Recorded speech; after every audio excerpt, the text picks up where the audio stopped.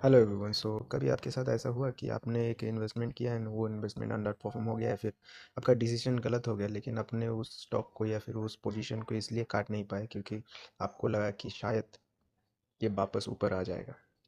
And इसी जगह पे हम लोग गलती करते हैं। ठीक है, हम लोग सोचते हैं कि ये ऊपर आएगा एंड जब ये थोड़ा ऊपर आते तब भी हम लोग काटते नहीं हैं। तब हम लोग सोचते हैं कि जब इतना दूर आ ही गया है, अगर मेरा बाइंग प्राइस तक आ जाए तो मैं इसको काट दूंगा।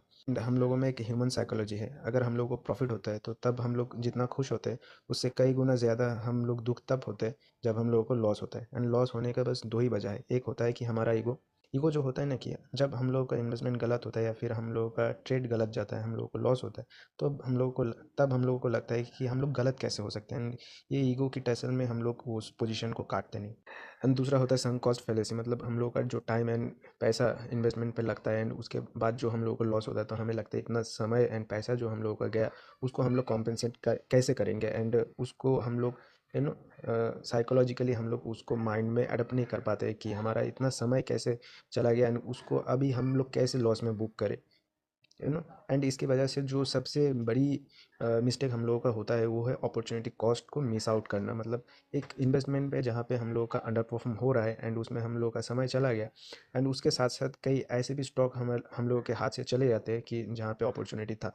एक एग्जांपल के तौर पे हम लोग लेते हैं कि एच फाइनेंस बहुत अच्छा कंपनी है, मैनेजमेंट भी बहुत अच्छा है, गाइडेंस जो देता है उसको मीट करता है। लेकिन आप देखोगे कि 2 ढाई सालों से ये स्टॉक चलता नहीं है।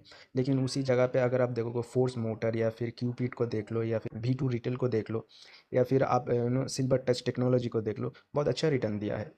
एंड यही चीज़ होता है opportunity cost. SBFC finance stock बुरा नहीं है, अच्छा है, लेकिन पैसा नहीं बना। एंड उसी टाइम फ्रेम में देखिए इतने सारे स्टॉक जहाँ पे अच्छा खासा पैसा बन गया एंड उस स्टॉक को बेच के अभी अगर कोई SBFC फाइनेंस में री एंट्री करे, जब स्टॉक अच्छा चलेगा तब उसमें री एंट्री करे, तो उसको और भी ज़्यादा कैपिटल अप्रिसिएशन का बेनिफिट मिल सकता है।